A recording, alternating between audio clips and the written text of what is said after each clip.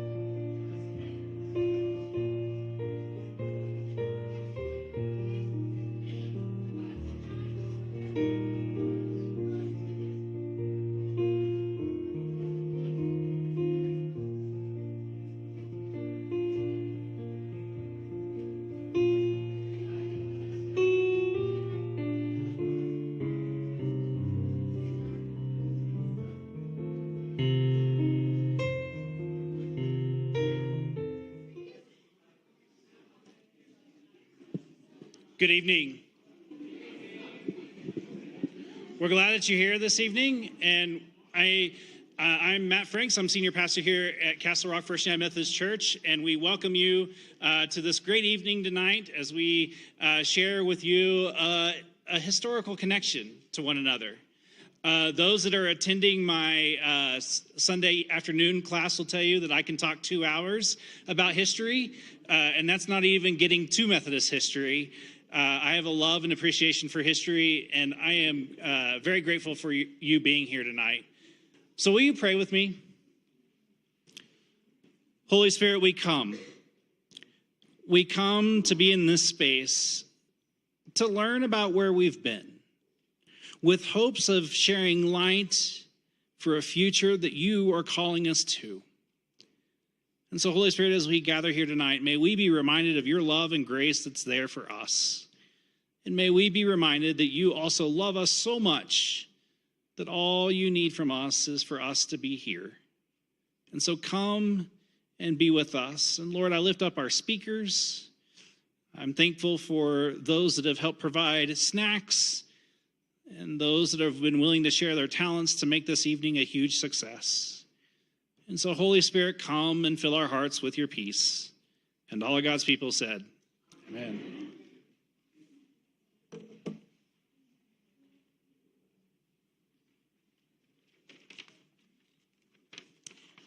Oh, good evening. Come on in. We have such a wonderful crowd. I am Julie Bailey. I'm a retired English teacher. Last 5 years were at DC, and before that I was in Aurora. And I love this church. I've been a member here with my husband since 1975 when we moved out to Sedalia. So we are just thrilled that so many of you could come from around the community. And this committee, this steering committee, and I'm just going to give them a little warning because I would like to introduce them at this point before we move into Joe's chat here.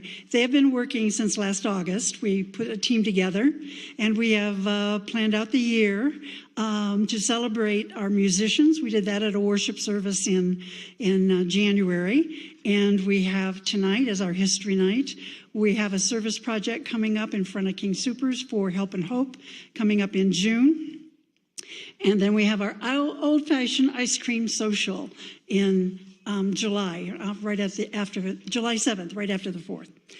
And then after that, we're going to do a big commemorative celebration in August, which is what we used to call homecoming back in the old days, where former members and former ministers would come and share in the celebration with us. So we are looking forward to even greater things this fall that have not yet even been planned. So with that in mind, my steering committee, Reverend Matt, you've met. Are you back in the booth now?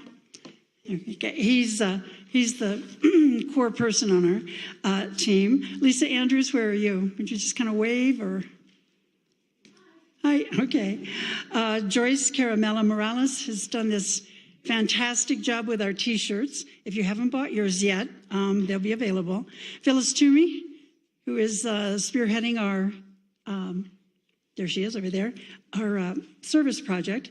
Laris Nitch, who is her team with a couple of other fine ladies, Marcia Dawson and Brenda Ryan, are working on researching the history, and Joe's helping us put that together. So we're going to have a little booklet out in the fall, we hope, at the end of the year, delineating our church history, especially it needed updating from the last 50 years.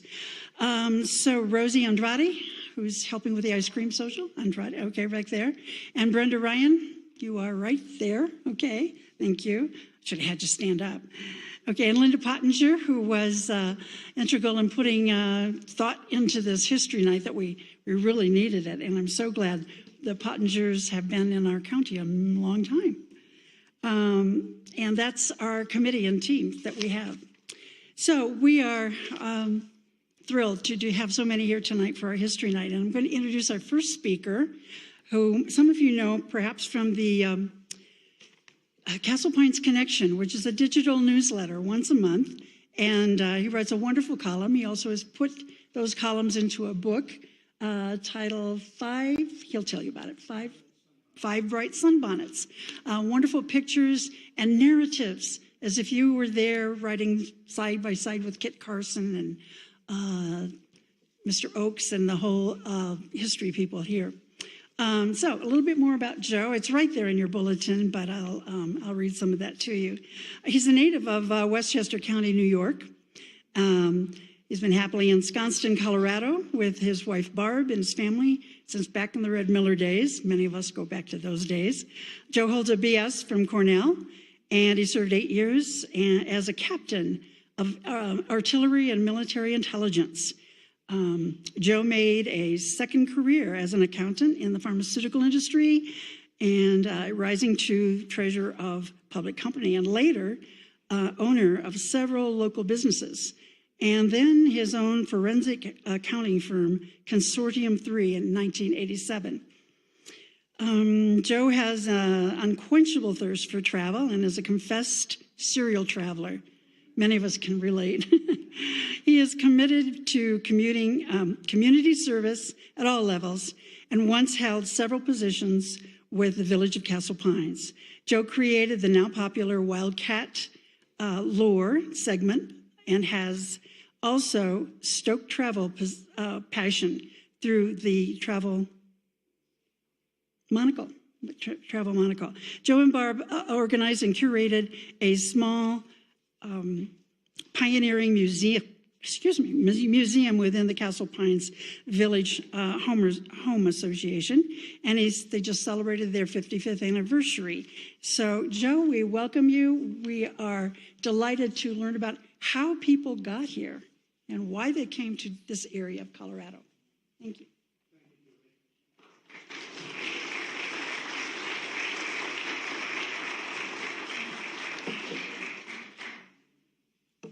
Thank you for the invitation tonight. Good evening, everyone. Welcome. My name is Joe Geschwindner, probably one of the longest you'll ever see with the fewest number of vowels.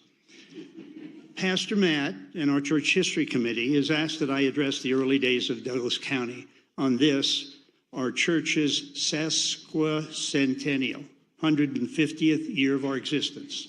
No small achievement, by the way, for any organization.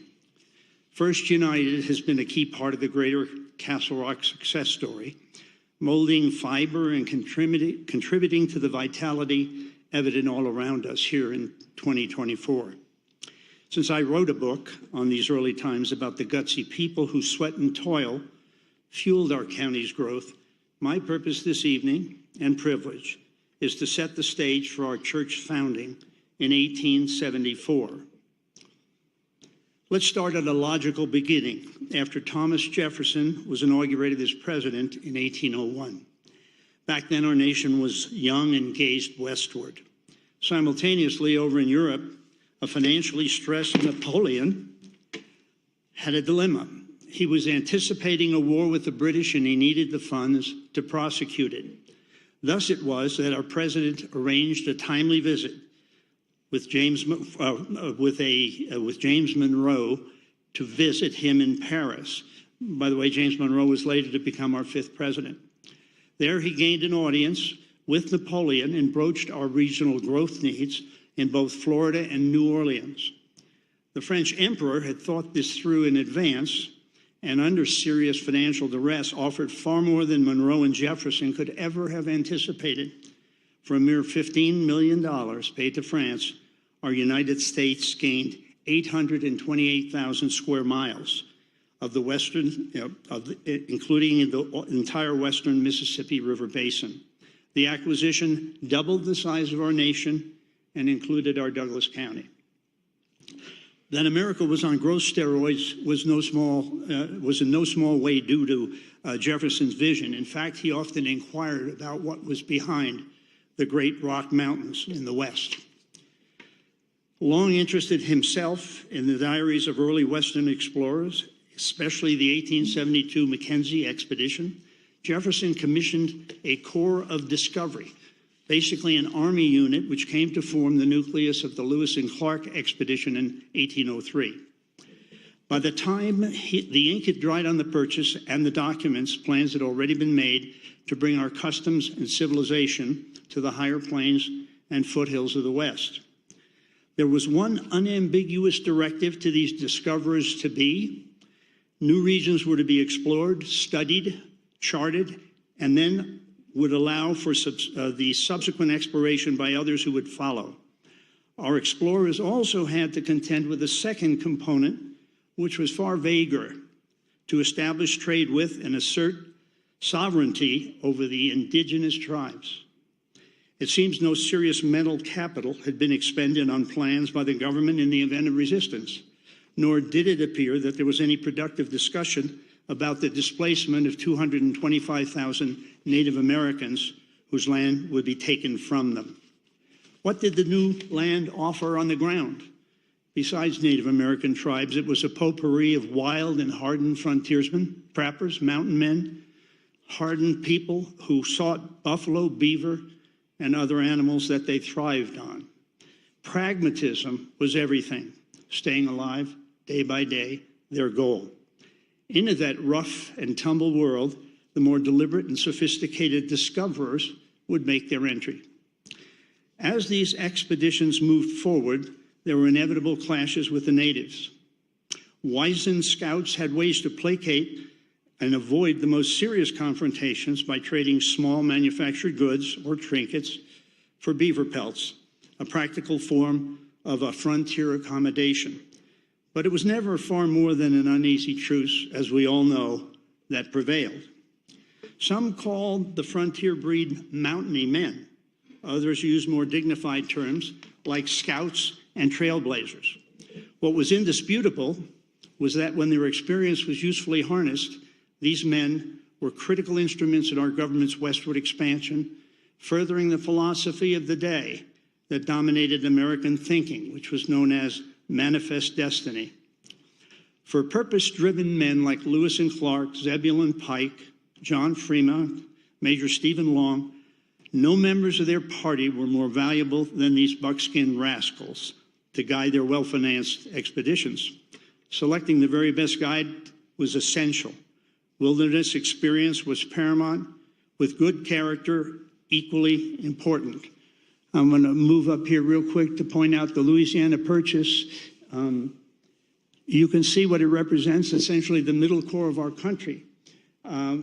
All that Monroe went to Paris for was to get the western piece of Florida and a little bit around New Orleans, and instead, we doubled the size of our nation. When selecting wilderness characters, as I mentioned, wilderness experience was essential. Kit Carson, who spent his last days in the Castle Pines area, was the best example of the breed. Beginning at his age 17, when he ran away, Kit would gain national renown over his lifetime as a trapper, hunter, guide, courier, Indian agent, and he received a commission as an officer in the U.S. Army as a brevet general. He married 3 times. His first 2 wives were Native Americans. His last, the daughter of a prominent Taos family, with whom 7 children were born. Though illiterate his entire life, Kit was unlike anyone who came before and after. One of his biographers, Blanche Chloe Grant, commented that he combined all the tact and ingenuity of our great frontiersmen and pioneers like Daniel Boone and Davy Crockett. Tragically, he died shortly after turning but 40 years old, and this is Kit Carson at 40. He had his last campfire very close to, just outside the walls of the Sanctuary Golf Course on Daniels Park Road, and he was buried in Taos, New Mexico. Now, this was an early picture.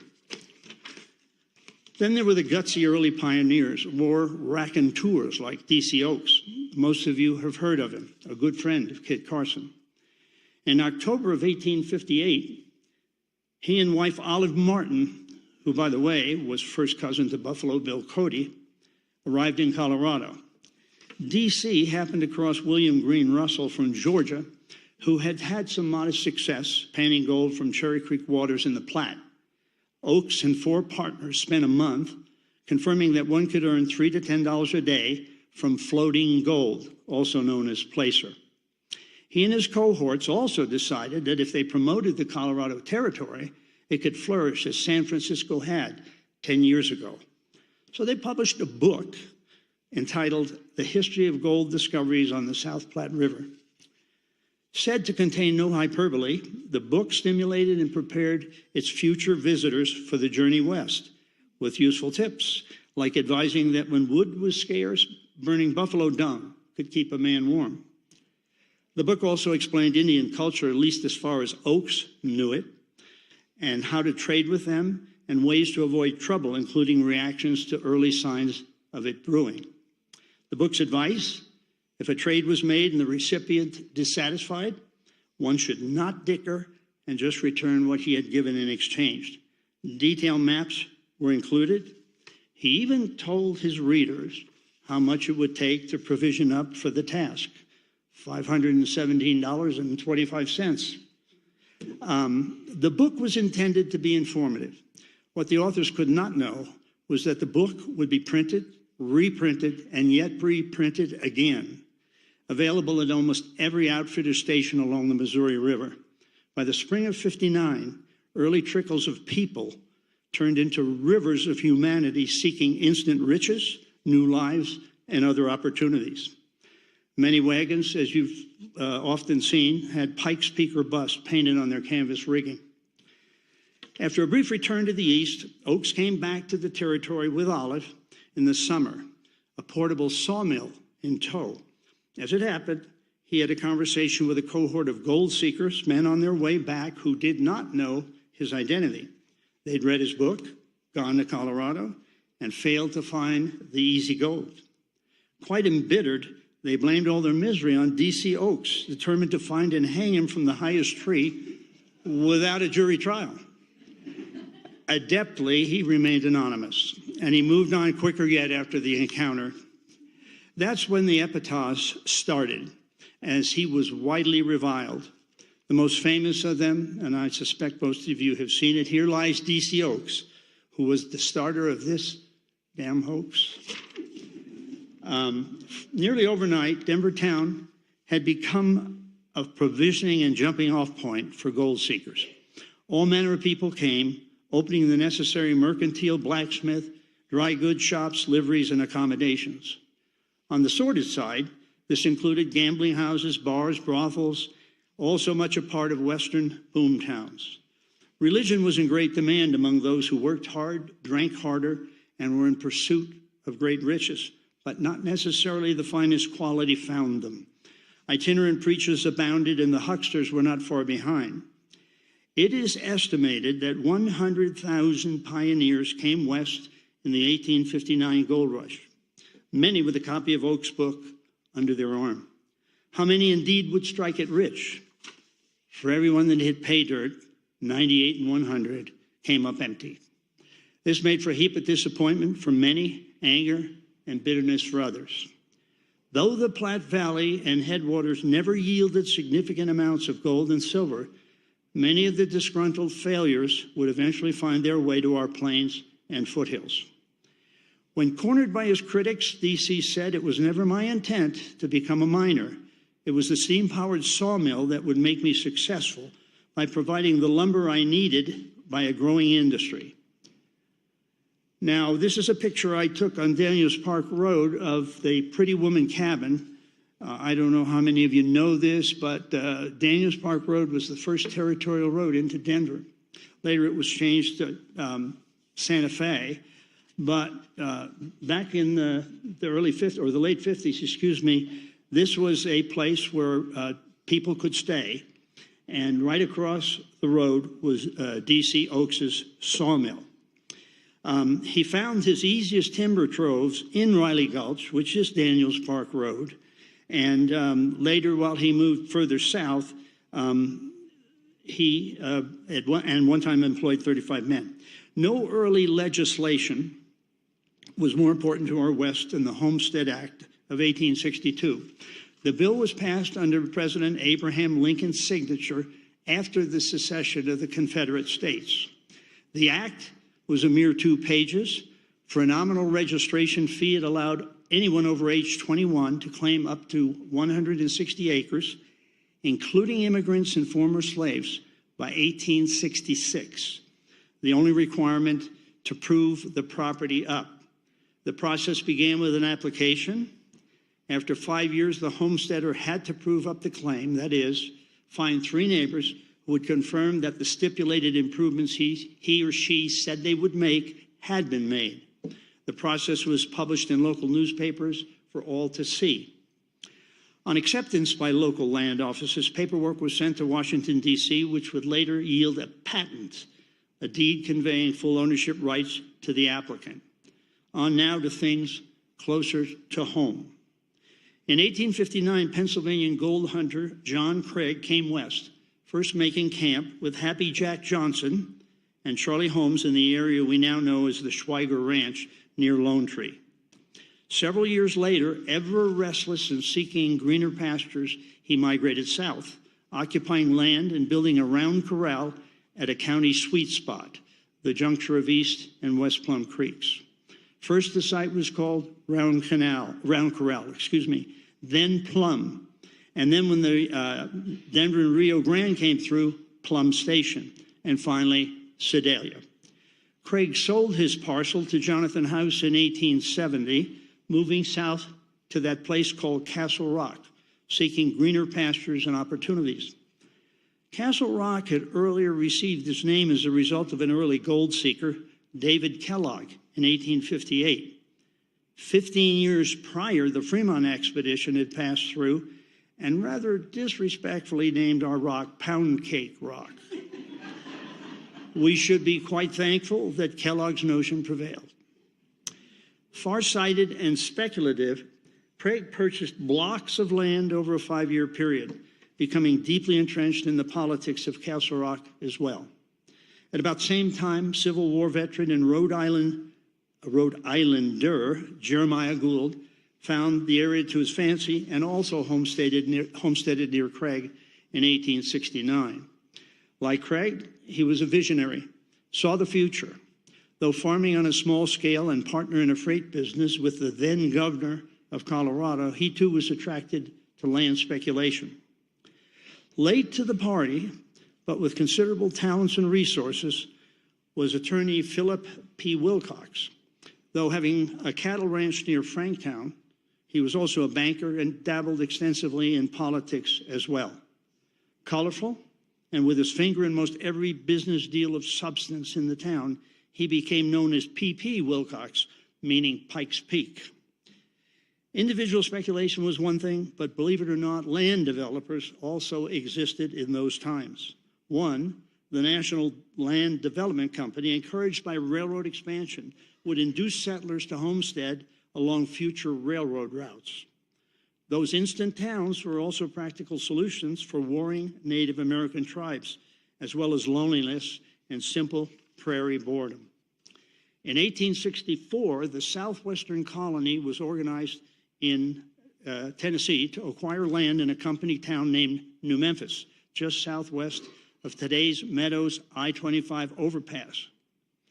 Settled instantaneously with 6 families and having a population of 50, it competed with Castle Rock to be the county seat in 1874.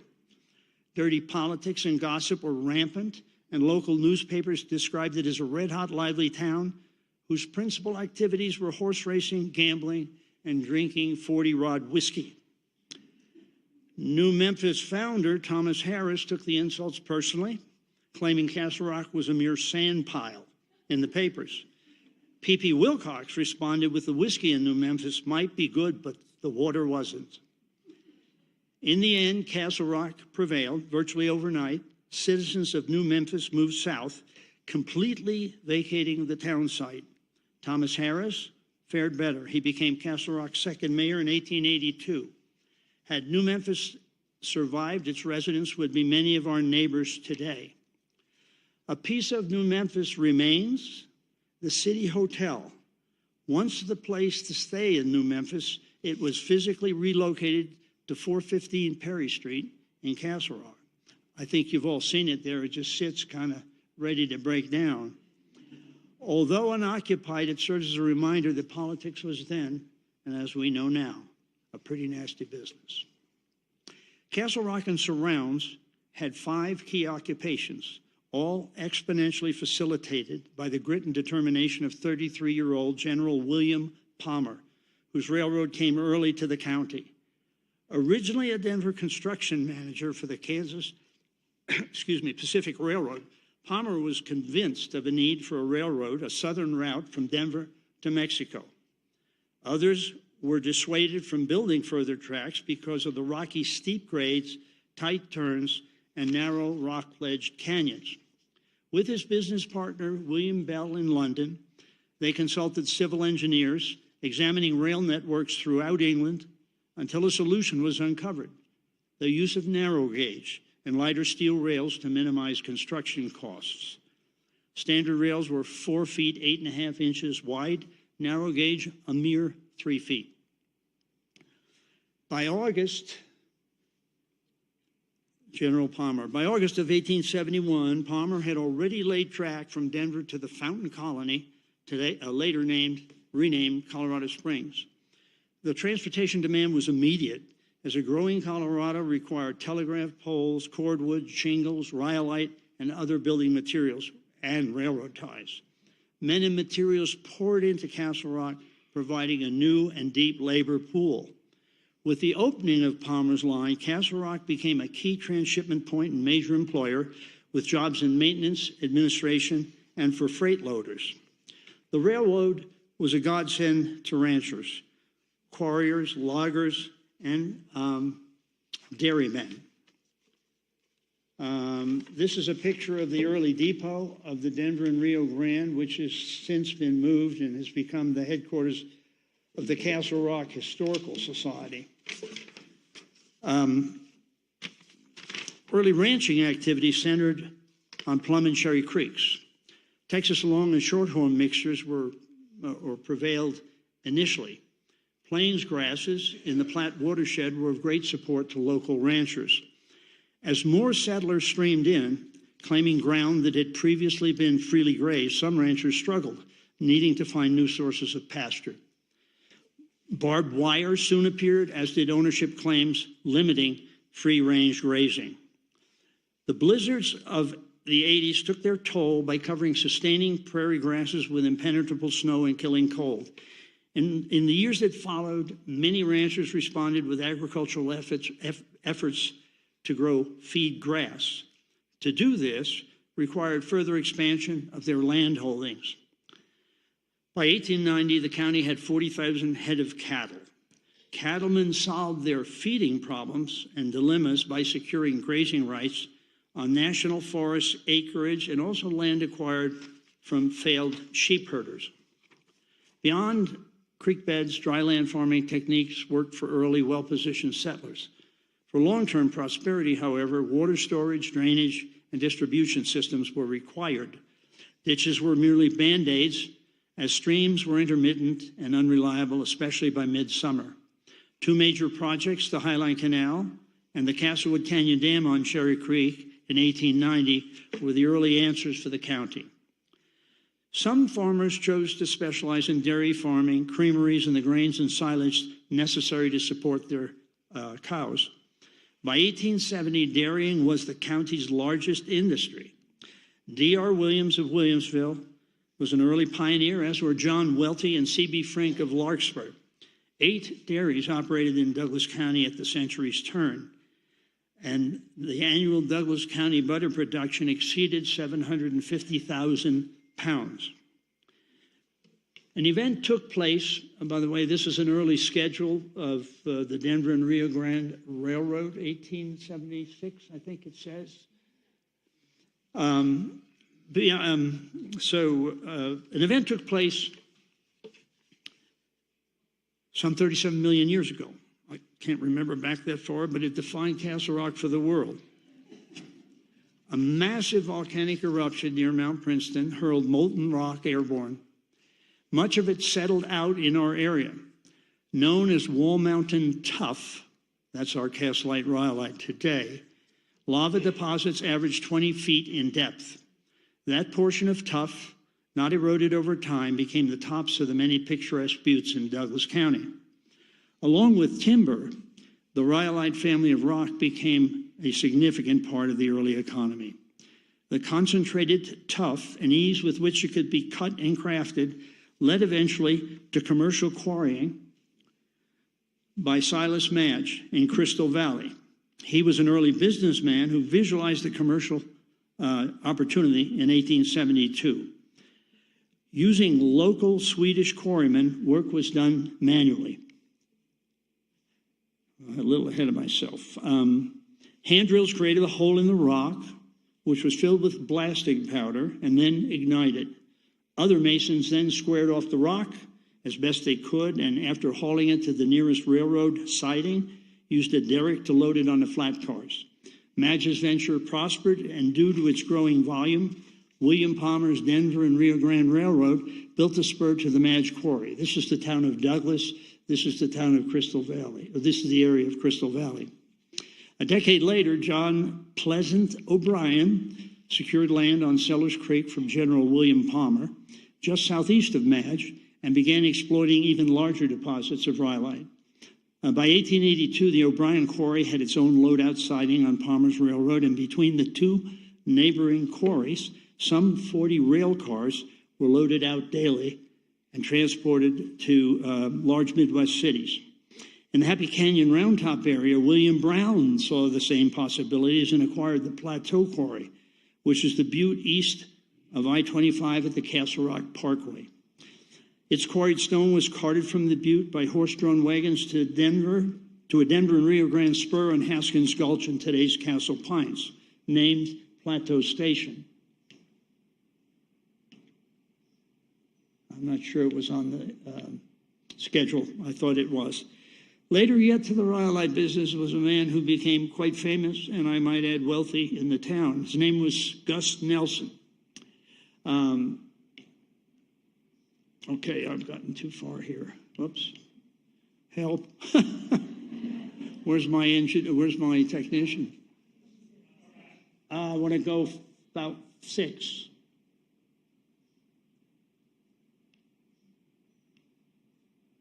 Okay, thank you. And as I spoke of earlier, so 37 million years, I think I said, the stuff that flew is the whitish layer that you're seeing. The overburden, which had to be stripped away, is what accumulated over 37 million years. Getting back to Gus Nelson, he acquired the mineral rights to the Santa Fe Quarry north of Wolfensberger Road on the Meadows Development south flank. Having trained first for 2 years at the O'Brien Quarry, and that's Gus there, the tall fellow, and that's his family. He had 5 sons and, of course, a wife. He'd spend a decade running his own venture there at the Santa Fe Quarry. But Gus's mother played a huge role in operating a boarding house for his stone masons. Profits were good, and after his 10-year run at the quarry, he bought himself a large ranch west of Sedalia, known as Indian Creek. Though the rose-colored rock lent itself to easy shaping, the 20th century did not favor rhyolite, and the industry wound down as Portland cement supplanted it as the preferred building material of the future. At the end of an era, some 30,000 rail carloads of rhyolite had been shipped from our Castle Rock quarries to all points on the compass. Our elevation and greater precipitation, that is, greater than Denver, made for a treasure trove of forests. Old growth timber yielded critical lumber needed in large quantities by all our industry. For this reason, sawmills were common and often the most profitable business around. Recall D.C. Oak's operation in Riley Gulch on Daniels Park Road. At one time, I mentioned he employed 35 men. The small community there called Oaks Mill actually served as the very first county seat for 2 years. There were 2 other mills over in Russellville. One was managed by Messrs. Wilhite and Rogers, the other Fisher and Brother. Frank Gardner and Thomas Bayard had also established, one east of Franktown. By the middle of the 70s, there were 4 more mills in the county, nearer Larkspur than Castle Rock. Other mills came online so rapidly in the 70s because the railroads in the city of Denver was growing and wood prices rose through the roof. Large chunks of towns like Greenland and Larkspur literally were sacrificed to the blade and then mill. So even as you overview Larkspur today, it's looked like this for almost 100 years because they went right at the forests that were there. The frenetic growth environment that caused us to take out our wood and have rather rapacious growth desperately needed law and order, as much, if not more, than organized spiritual guidance. By 1873, there were 4 stops in the Methodist Episcopal Preachers Circuit: Elbert, towns called Rock Butte, Spring Valley, and of course Parker. While the circuit rider occasionally came through Castle Rock, it wasn't until August of '74 that the Castle Rock unit of the Methodist Episcopal Church was formally organized. Chief among the organizers, and once a circuit rider himself, was Father John L. Dyer. May 17th of that year marked the date of the first sermon in the newly established Methodist Episcopal Church, preached by the good Reverend A.C. Brooks in a carpenter shop. Julie?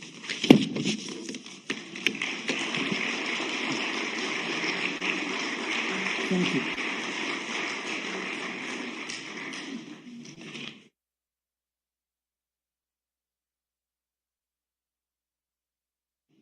Thank you, Joe. That is so informative, and you can read more about these backstories in his book, 5 Bright Sunbonnets, which is available out there at the table or on Amazon. So wonderful stories. And some of us who've seen 1883 in Montana, we know a little bit about those cattlemen and sheep herder feuds that they had. We're really very sorry that John Barry could not join us tonight. His wife, Connie, whom I taught Sunday school with here many, many years ago, is having surgery tomorrow, and they're staying in Denver tonight. But you may know John from around town. He is very active in the Historical Society, and you may have taken his tours of Cedar Hill Cemetery that they offer, or seen his presentations on ghost towns, or maybe even walked around and learned a little bit about the names of these settlers that became our street names here in Castle Rock. He's a wealth of information, and I was privileged to know his parents many years ago, Tom and Evelyn Barry. Because John couldn't be here, we had someone who said, I invited Lori to come here, and because I knew she was a historical fiction writer, and she said, that's great, and if you need a backup speaker, I'm your girl. And I said, oh, thank you. And I think, why didn't I think of that before while we were organizing? Anyway, she's a former student of John Barry, and he was happy to turn some of his papers over to her to present tonight. I met Lori some time ago, and I guess at a Douglas County Writers group, and I knew her mother, Wilma Marr, who was here in church. We sang in Sweet Adelines together, and Lori came and talked to Leah Circle a few years ago and introduced us to her books. The White Winter Trilogy is a wonderful story of a family that must be involved or not involved in World War I, the Great War, either as Red Cross kind of volunteers. Part of it's set before the war, and part of it is set during the war. And then the third part of the trilogy is about Denver and the war against the KKK. So I hope that whets your appetite to pick up her books, and they too are available through her company or through Amazon. Lori, you might note, she is a descendant of Colorado pioneers and considers writing about the state history an act of love. And if you, not just the trilogy, but there is a wonderful story, title just went on my head, it's about the Ludlow Massacre. It is called My Heart Lies Here. Another union workers and a big corporation that ended quite tragically in 1913, I think, 14, yeah. So Lori is a Douglas County resident, not resident now. You're over in Elbert County now? Okay. And, but she is a wonderful speaker, and her writing has earned awards, as you can see there in the bulletin. The third part of the White Winter trilogy has won the Literary Excellence in Writing Award from the Colorado Authors League, and it also received an Evie Award in Historical Fiction from the Colorado Independent Publishing Associates. So we're in for a real treat here from Lori Marr Wasmund.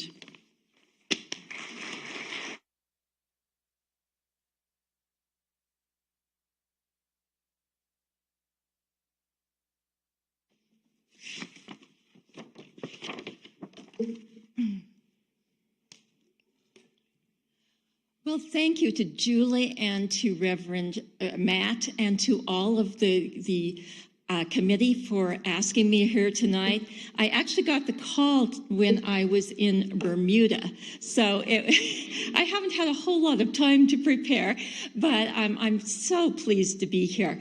This church, the Methodist Church, has played a large part in my family. We have celebrated at least 9 baptisms and 3 marriages, including my own in this sanctuary in 1980. And we have held several family funerals here, beginning with my great-great-grandfather, James Wilson, and most recently, both my father and my mother. So it is truly an honor to speak tonight. I'm going to be talking about the history of Castle Rock, and some of it you've already heard from Joe, but I have a few stories that may enhance your learning about Castle Rock and its history. So the story of Castle Rock begins with the Denver and Rio Grande narrow gauge railroad, established by Union General William Jackson Palmer, as Joe mentioned, in 1871.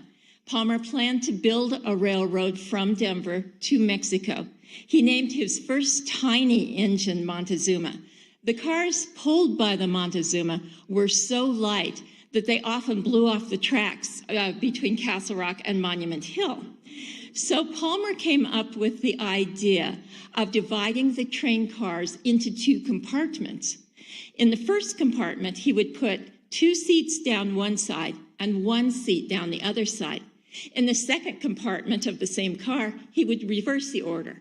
That helped with the balance issues. And by 1872, the Denver and Rio Grande was carrying passengers as far as Colorado Springs. It took 5 hours one way at a rollicking 15 miles per hour. The railroad's history ties in closely with my own family's story. My great-great-grandparents, Alexander and Jane Scott, came to America from Arbroath, Scotland in 1867. Alex came first to New York, while Jane sailed in steerage sometime later. Some sources say that she gave birth to my great-grandfather, Alex Jr., at sea on board the ship.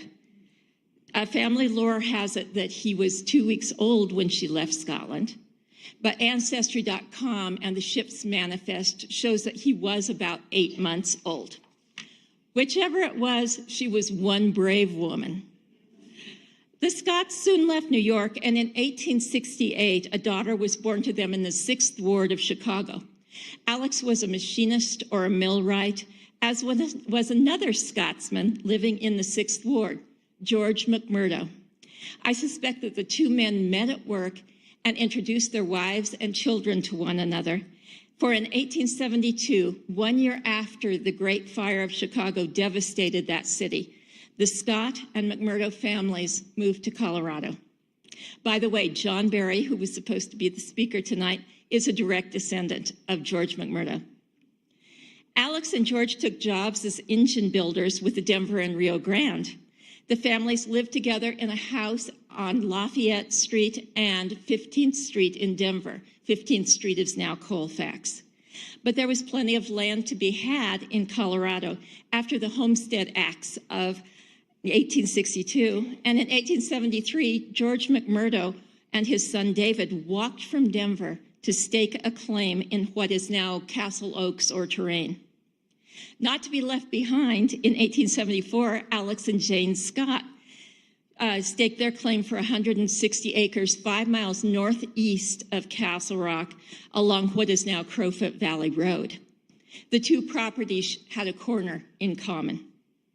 Meanwhile, back in town, the town of Castle Rock, that is, 4 men realized money-making opportunities abounded. Joe mentioned them already. They were John Craig, who had been involved in the settlement of Sedalia, Philip Wilcox, an attorney and politician, Jeremiah Gould, a homesteader, and J.D. McIntyre, who laid out the plat and got government approval for the town. In 1874, fortune was on their side. An election was held in Douglas County to choose a county seat, and even though Franktown, or Frankstown, as it was then known, had a newspaper and the courthouse, the voters decided on Castle Rock. The Rocky Mountain News applauded the move, saying that Castle Rock was a real wonder. I kind of wonder what that means, actually. I'm not sure it meant as a compliment. William Jackson Palmer of the Denver and Rio Grande agreed to use Castle Rock as a mail, water, and fuel stop. But since he was broke, the people of Castle Rock had to build a wooden depot. Today, the second depot that was built for the railroad from stone is now the Castle Rock Museum. After becoming the county seat, Castle Rock boomed. According to the newspaper accounts of the time, within 60 days of the election, builders had put up a hotel, a post office, a courthouse, dry goods, shoe shop, and grocery, and of course, a saloon.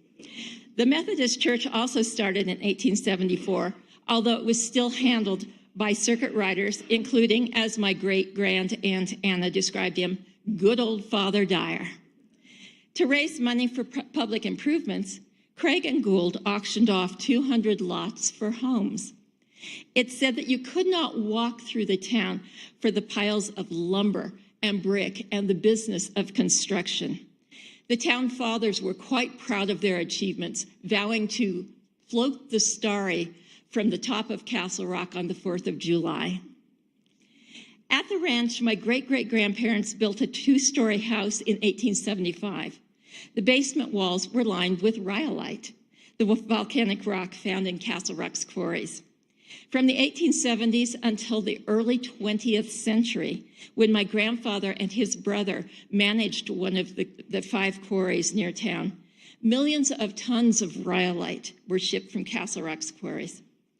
My great-great-grandfather Alex kept his job with the Denver and Rio Grande until 1879, meaning that my great-great-grandmother Jane was homesteading on her own for 4 years with 5 children under the age of 10. In fact, my great-granduncle Frank was born on the ranch. Jane added to the family income by making butter. My mother told the story of Alex returning to the homestead on weekends. When he walked back to work in Denver, he would take the butter that Jane churned to sell. To me, that sounds a bit unhealthy. Butter carried all the way from Castle Rock to Denver. I was relieved to discover recently that there was a sawmill and train stop near the Happy Canyon exit on I-25. That's just over the hill from where the ranch was. I suspect that Alex walked to the train stop and then took the train into Denver, probably at a rollicking 15 miles an hour, but still it is better than walking. In 1876, Colorado Territory became a state. Although many were against statehood because they did not want to pay taxes to the federal government. Sound familiar? The celebrations were long and loud. Fireworks in Denver started at midnight and went to the following midnight. Speeches by notables went on so long that darkness fell and audiences went home before they ended. A lengthy parade was held with marching fire brigades, police officers, women dressed up as the 25 states of the Union, and a number of German bands and choirs. A printing press was loaded on a wagon and pulled along the parade route, rapidly printing pamphlets to celebrate the centennial state. Boys passed out the inky pages to the crowd. After statehood, Castle Rock flourished with the railroad, the rhyolite industry, timber, and agriculture. Another industry that was widespread in Douglas County was small dairy farming, which is almost extinct today. My great-grandfather, Alex Jr., was primarily a dairy farmer, and it was said that his setup was the best along the Cherry Creek route. In 1887, a creamery and cheese factory were built on the site of the current Andrews Funeral Home. It does seem sort of funny, doesn't it? The Castle Rock Journal reported astounding productivity. Over 100,000 pounds, not gallons, of milk were processed each month at the creamery. About 30 wagons lined up daily to dump fresh milk. In 1894, the Castle Rock Creamery was making 2,000 pounds of butter and 3,000 pounds of cheese per week. Castle Rock also had a lively society and community. The Castle Rock Journal of 1885 said that there was, quote, something every evening in the week, and on some evenings, 2 or 3 somethings. My great-grand-aunt Anna, who was the school teacher at Fonder School near the Pinery, participated in lecture nights with topics such as why is science important and brick making without straw. But not all was fun and games. The WCTU, the Women's Temperance Organization, had such a strong presence in Castle Rock that in 1900, the North Colorado Convention was held in the town, much to the chagrin of the saloon owners. My great-grandfather, Alex Scott Jr., was one of the founders of the Pikes Peak Grange near Franktown, which still exists today. My mother talked about how much fun the all-night dances were at the Grange Hall. Dancing would take place until the midnight supper, and then it would resume afterwards until it was light enough to drive the teams of horses or later the automobiles home. In the 1920s and 30s, my grandfather, Ernest Scott, joined with other farmers to travel from place to place to help with the harvest in a great community effort. My grandmother, Kate Scott, and the other farm wives cooked for them. Kate Scott, whose story of coming to Castle Rock is an amazing story, but sadly for another time, became a pillar in the Methodist Church and the community. She was president of the Women's Society of Christian Service, hosted the Dorcas class, and taught a Sunday school class. In the 1950s, she and our neighbor Bob Metzler teamed up with the March of Dimes to urge reluctant citizens to get the polio vaccine. Sound familiar? She was honored by Mamie Dowd Eisenhower for her efforts. At the 100th anniversary of this church in the 70s, she was recognized as the oldest living member. She was also a biblical scholar, faithfully reading her upper room and attending Bible study. When Jehovah's Witnesses and other missionaries managed to seek us out on the ranch, she would invite them in to argue scripture. Also a lifelong member of this church, my mother, Wilma Scott Marr, was the music director of Bible school and the director of junior choir throughout our youth. She also wrote and arranged the Christmas pageants. My sisters and I were always disappointed to be cast as angels and never as Mary, but Mom told us that she was worried about showing favoritism. Mom and Evelyn Monk, to whom the stained glass window in the front is dedicated, and who was the longtime organist, were best friends from childhood. Mom always said that if you fell asleep during church, you'd wake up with a start when Evelyn rock and rolled her way through the doxology. Thank you so much for having me here tonight. I'll be out in the lobby afterwards if you have any more questions. Thank you.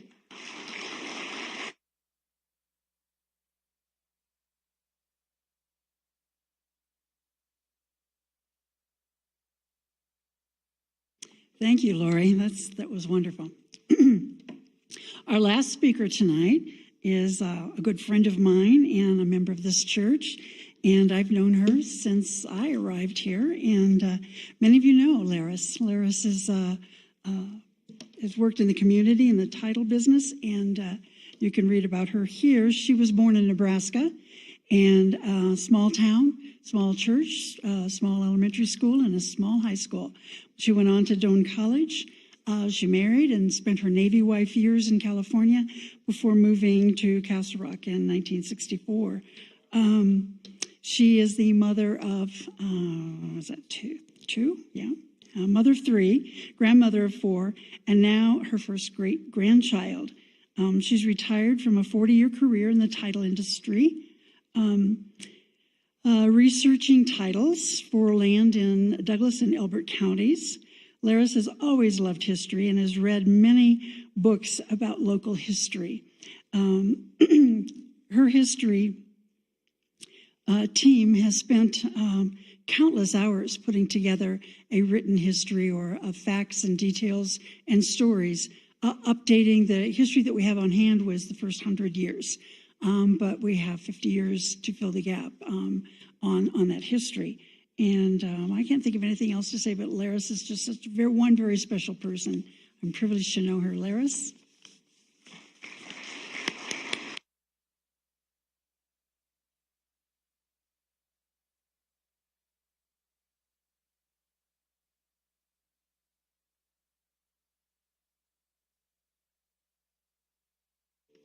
Thank you. I'm just going to read a short history of this church, and some of it will be, you've already heard this evening, but you probably forgot it already, so that won't matter. So, in August of 1874, the Castle Rock Circuit of the Methodist Episcopal Church was organized, and Reverend C.A. Brooks preached the first sermon on May 17 of 1874, and it's reported that it was in a carpenter shop here in Castle Rock. The first parsonage in this church for the preacher was built at 110 Lewis and the Street, and the preacher built it himself. The first church was built on the northeast corner of 3rd and Wilcox Streets at a cost of $2,000 in 1887. And the first women's group was formed in 1892. And in 1903, the church at 3rd and Wilcox was moved over to 3rd and Perry. And this was in a land exchange with the First National Bank of Castle Rock. And the bank actually paid to move the church, and it cost $25.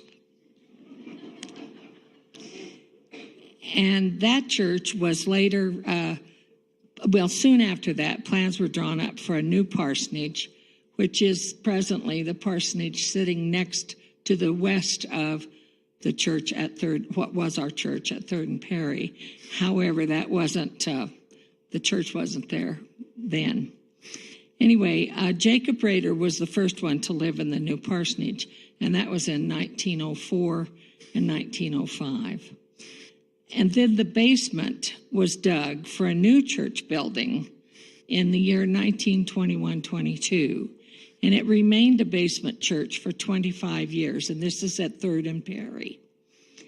And then in 1948, the superstructure of the church was built, and in 1958, the Sunday school addition was added. And right now, that would be the area where there's a bookstore the food court's down in the basement, and then, it's all that, a whole bunch of businesses in our former church building. The Methodist Men's Group was formed in 1951. And in March I found this really interesting. We have all this history from 1874, and in March of 1952, the conference voted that they could have a full-time minister. So up until that time, the ministers had obviously had to have another job. So the Methodists broke ground for their new church at 1200 South Street, where we are now, in December of 1976. And the first, July 31, 1977, the first Sunday service was held at the South Street location. The outdoor chapel was built by the Methodist men in 1978. And the steps leading down to it the men built those as well. The asphalt trail was later. The stone and mortar altar and podium in our outdoor chapel were built in 1996, and they were a memorial gift. The mortgage on the church was paid off in 1990. So, of course, we had to begin talking about an addition immediately. Task force was formed, and the building addition was completed in 1992. So we have some pictures of the church as it was prior to the addition, and it really just looks a little different in the front in the narthex area. And this used to be the kind of that went on over that past that wall. That had doors there that you could open, but now it's closed up. So in the parsonage on High Drive, someone had asked me when we sold the parsonage in High Drive. It was bought in 1967 and sold in 1993. So we no longer have a parsonage. And in 1993, this church began the sale of the King Super and Safeway cards. I was astounded that time really flies. I didn't remember it'd been that long. And our church receives 5% of everything that people buy with their gift cards from King Supers or Safeway. So that's been a real boon to the church, and that program is still going. One of the things that is interesting to me is that our church has had a long history of involvement in this community. And many of you may not know that it was church members that saw the need in the community and were instrumental in starting the task force, which was Interfaith Task Force, and then Task Force of Douglas County, I think, and now it's Help and Hope.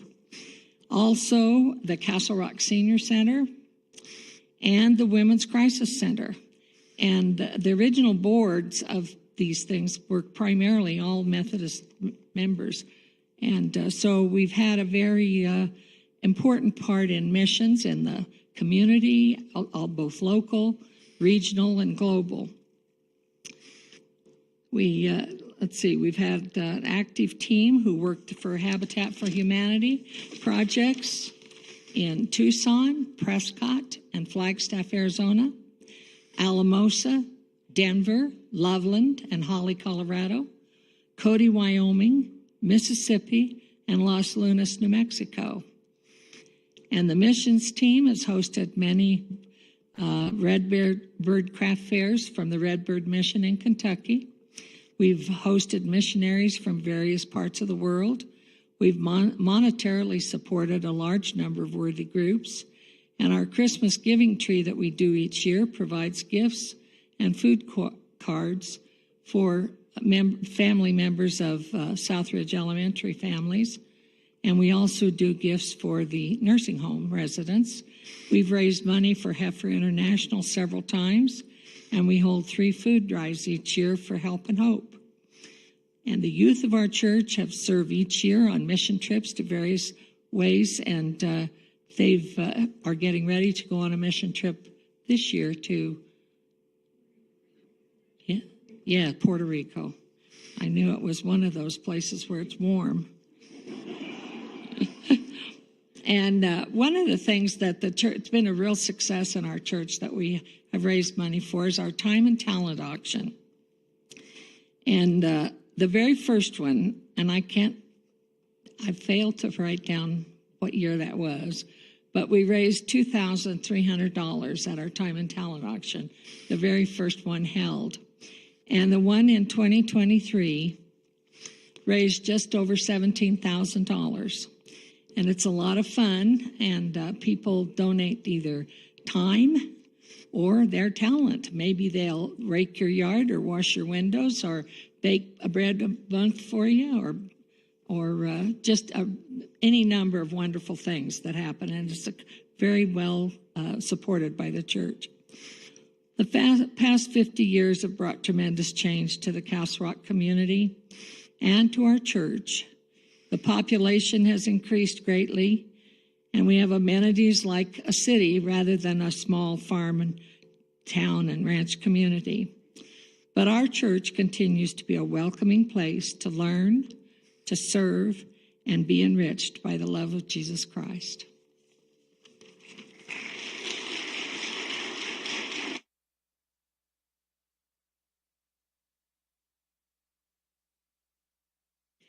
Thank you. That kind of wraps up our evening, but I did want to acknowledge a few things. I would like to thank all of our speakers this evening. Let's give them another round of applause.